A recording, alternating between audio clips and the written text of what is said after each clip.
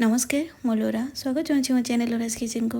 मुझे पिलामानंकर सुंदर स्वास्थ्य और बुद्धि बनाऊँगी छतुआ आउ या तो आम गोटे मास पर्यंत स्टोर करके रखिपर माने सकाल सकाल बिजी टाइम रे आपको ही बनईकी देदेबा जोटा कि बहुत भल रहा। प्रथम गोटे लुहा कड़ी को मुझे गरम करने रखीदे आप माटी नेले भी बहुत भल हम। तो ये कौन करवा ना गोटे बाउल देखो मुझे 2 बाउल चूड़ा आपन जेकोसी मेजरिंग कप ग्लास यूज करें। तो ये देखो मुझे गोटे मेजरिंग बाउल ही सबकि नहीं चूड़ा आमर हो गला देखो ताकू हाथ में एमती क्रश करने सेमती गुंड हो जाऊँगी। लो टू मीडियम फ्लेम रे आम आपको फ्राए करना ए साइड करना आउ हल्का आपको आम ठंडा छाड़ा टिके गरम अच्छे ये पूरा बेसी ठंडा करें। ब्लेंडिंग जार देके आम ताको ब्लेंड करना जदि 2 वर्ष पर पिलामानंको दे परिबा। जदि पिला बेसी छोट मा 2 वर्ष अच्छी तो चलेबे मु किंतु चलाऊनी। तो ये मुझे नहीं जाइए देखो 1/3 बाउल अच्छी आमर गहमटा आउ गहमटा को आम सेमती फ्राए करना सबकि मुझे लो टू मीडियम फ्लेम रे फ्राए कर गहमटा हो सारा आ गहमटा जो मार्केट रू किणिकी नहीं आसबे ताकू बाछि नहीं काले भितर गोड़ी कि अलग किसी असना पदार्थ थी। तो ये देखो गहमटा भी बेसी सब जिनस को बेसी ठंडा करें टिके हल्का गरम थी आपन ताको ब्लेंड करने पे बहुत भलरे ब्लेंड हो। आम गहम को भलरे ब्लेंड करने आउ ये देदेबा आम नाली सोला जितकी गहम नहीं से नाली सोला नहीं आपको भी आम सेमती फ्राए करना। आपको देखो बहुत बनवा सहज।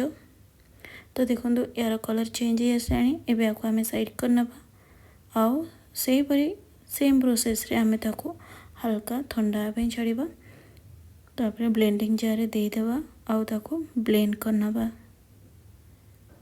ये देखो होगला आमर नाली सोलार मिक्सरटा भी बनीगला। एबे आमे कौन करवा ना बादाम को देवा।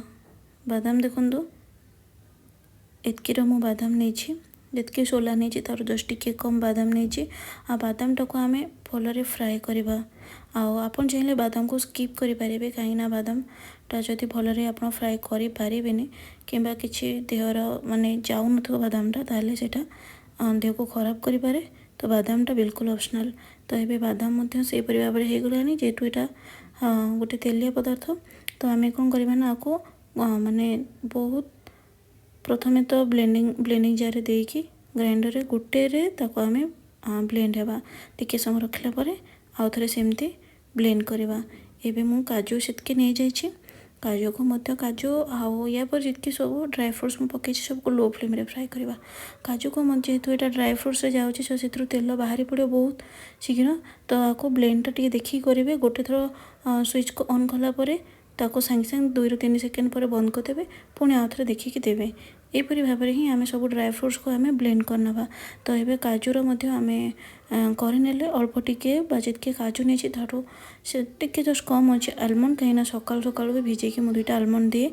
तो आपन चाहिए आलमंड क्वांटिटी टिके अधिक करेंगे टिके अच्छे वालनट ये सब को आम फ्राए करना। मु मानुचे कि मार्केट रेडीमेड भल मिल जाऊँगी छतुआ आप आणिकी दे पारे कि कौन मिसुचे आम तो जाने ना।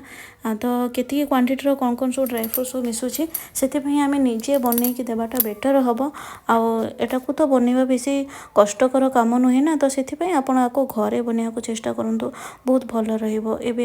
आम मिक्स करना।